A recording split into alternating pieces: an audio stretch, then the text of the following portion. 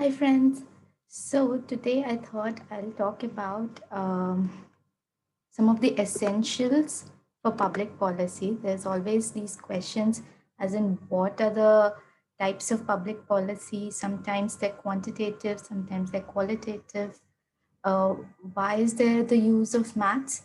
And at times a public policy is so descriptive. um, what are the differences? Is it necessary to be quant heavy? Do we need mathematical background to have a policy? So I wanted to give you a brief about the different kinds of policies out there, and accordingly you can choose which one is appropriate for you and which one you could formulate. So starting off with some of the very basics in public policy. Firstly, what is a public policy?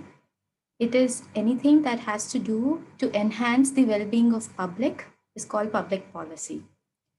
So to start off with, who prepares or who formulates public policies?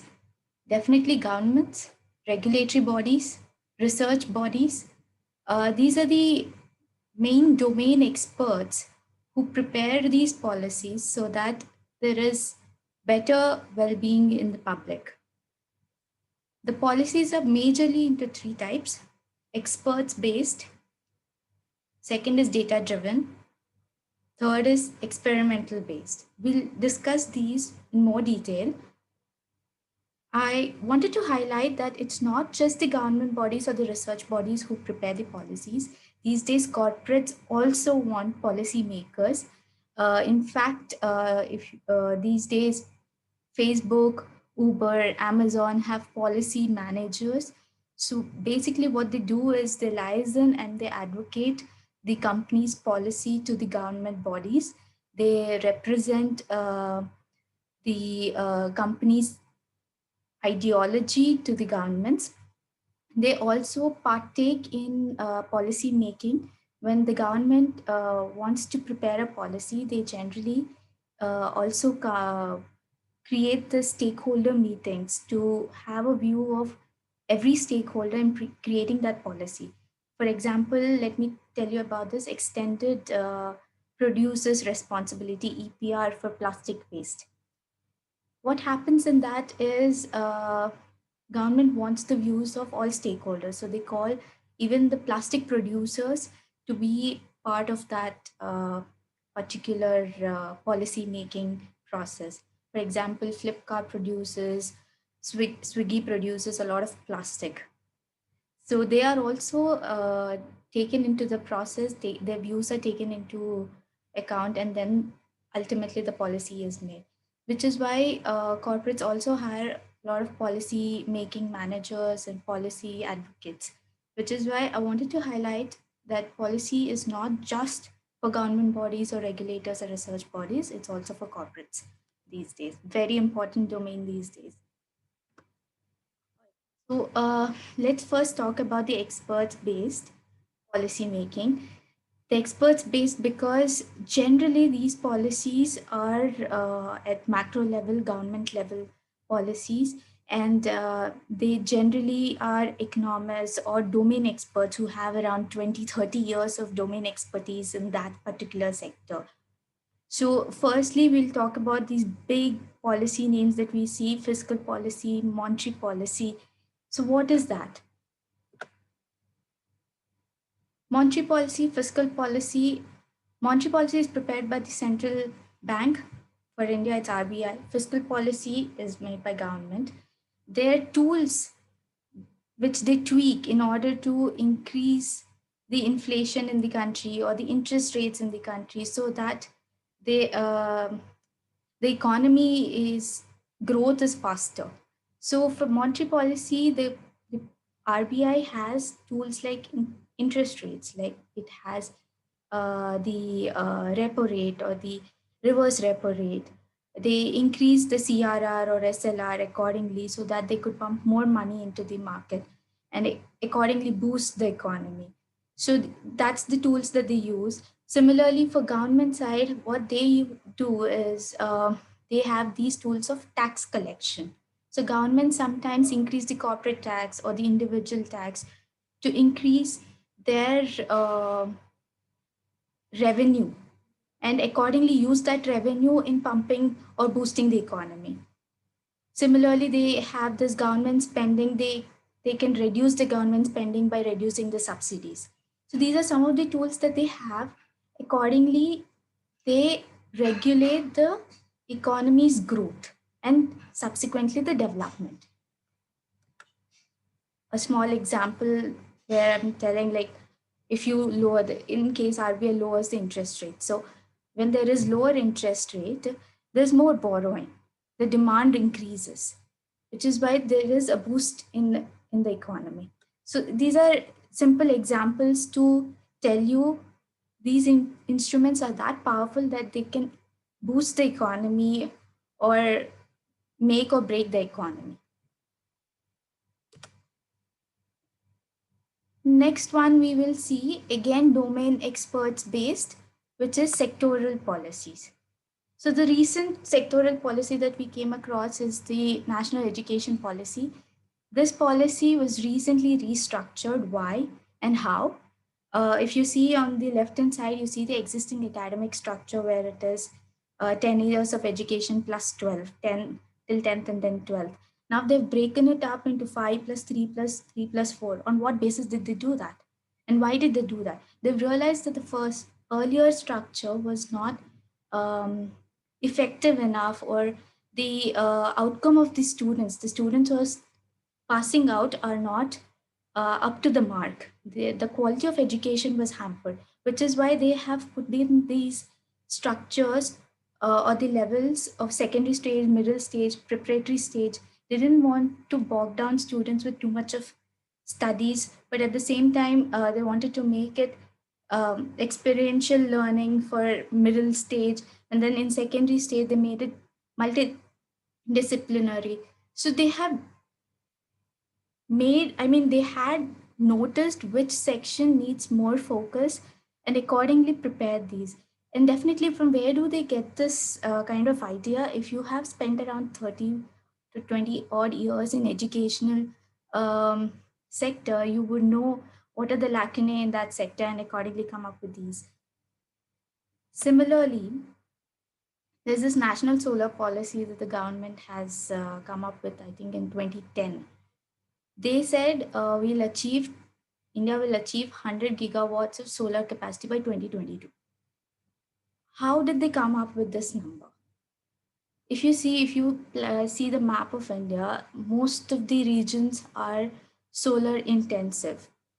And with view of this, with this data visualization and data analysis, they have come up with this policy that India can easily achieve this much amount of solar capacity by 2022. Again, domain expertise sit together, and like as well as the economists sit together, and there are committees when these national wide policies are prepared, and accordingly the policy comes up.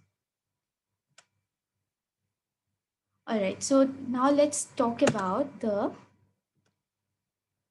data driven policies. These are the most important ones I want to focus, because this is the place where most of us fall in right now, because we have not reached that expert level to prepare policies. So data driven policies, there are two types. One is very simple data analytics or bit complex data modeling. So I'll give you examples for simple policies as well as complex policies. First one being the simple one. Let's say, this day daylight saving, which Indian government was proposing for northeastern states. This is that in winters, like in summers, say in Canada, the normal standard time is at 2, but in summers, of course, the day starts much earlier and there is more daylight. So we could extend that and increase it by 1 hour, right? So what happens when we increase the clocks, like we actually shift the time by 1 hour, we see a drastic change or reduction in the energy consumption in Canada. So this is a very simple data analytics. They have calculated What if the clock is shifted 1 hour before? What is the kind of energy taken? Because when you shift 1 hour before, the energy consumption falls. Like you're using more daylight, and your demand of energy consumption reduces. So this is a simple example. Similarly, if you plot the entire electricity consumption for the entire year, you will see some patterns in it. During winter season, there is a certain kind of pattern.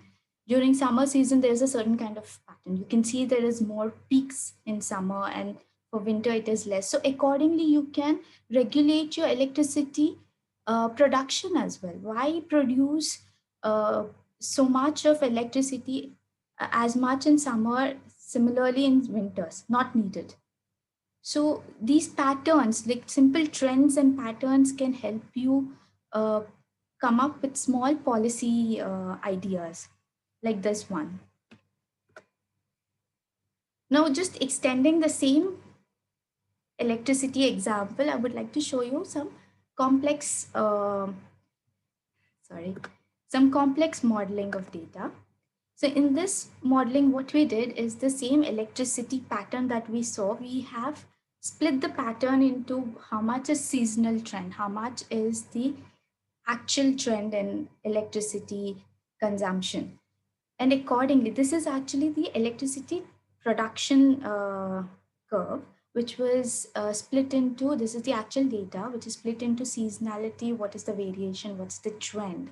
And then accordingly, we have used here forecasting method, a time series econometric method called ARIMA model, where we use the historical data to come up with the future values.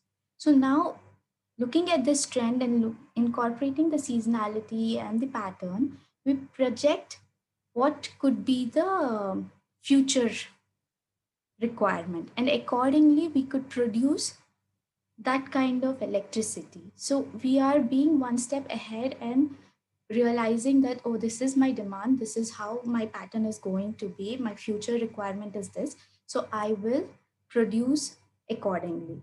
So this is one step ahead. So it depends on what kind of policy you want to come up with, and accordingly use this the kind of tools needed. Coming to the third type of policy, I would call this experimental based policy. These are commonly called randomized controlled treatments. Sorry, randomized controlled trials. This is where in a particular population you take sample data, and from that sample group you do experiments to see how humans behave, humans or animals, and then accordingly the behavior you create a policy. This is the most expensive and time taking policy method, because you need to invest a lot of money in it, and at the same time you have this uh, time taken to complete this process as well. Very recently you must have heard even the nudge methods, which is again similar to experimenting only. Mostly these are used in vaccine trials or poverty reduction policies or behavioral change policies. Right? Let me show you this. So if you see, this is the population we have. We have split the population into two halves. All right. And then what we did is we have, for one group of population and the other group of population, we have treated the groups differently. In one group, we have probably the kind of policy we wanted, like say, example, like this is one of the examples. So this is the population where all black is, they're looking for jobs, and we have split it into two, and we have say boosted them with some skill development policy. All right, so for this control group is something where we have not made any intervention, and this is the treatment group where we have treated them with an intervention of skill development, say. So after the skill development, how many have got a job is compared to how many, I mean, these people have not been treated with any skill development program, but yet they managed to get few jobs. So you can compare this to this and then see whether this policy intervention was helpful in getting more jobs. So that's what this third step is showing here. So basically, you are experimenting with people and figuring out if this policy works with this sample population. And if it does work and it has significant results, then we would like to implement this policy nationwide. This is the crux of it. If you see, I just wanted to highlight one of the nudge methods also. Similarly, if you see governments these days come up with a policy that we should have these picture graphic images on cigarette packets to showcase that they're very cancerous and you shouldn't smoke, right? So having done this, yet government has also added a tax over cigarettes, which is very high, yet people smoke. But government is also trying to put in these policies. So these are all experimental based policies. You have to mix and match some of them and come up with a better policy. What is best for that sector is has to be looked into, right? So these are the three main policies I wanted to highlight. But ultimately, whatever the policy is, uh, it is always good to be backed with some data. If you see, even the experimental policy or the nudge policy or data methods, data driven policies, all of them require data and some processing of that data to come up with good results or significant results to implement that policy. Unless it is domain based or expert based, which needs almost 20-30 years of experience in that particular sector. So we are not talking about the expert based method, we are talking about data driven and RCTs or experimental based methods for our policy making, for which the basic tools that we need are statistics, econometrics, and data science. So this is the end of this video. And if you have any questions, please comment. I would love to know what your views are and hope this is helpful. The reason I chose this topic is I have heard a lot of my friends asking what is policy and what's the difference. We hear about fiscal, monetary. So I hope this was a little helpful. Thank you.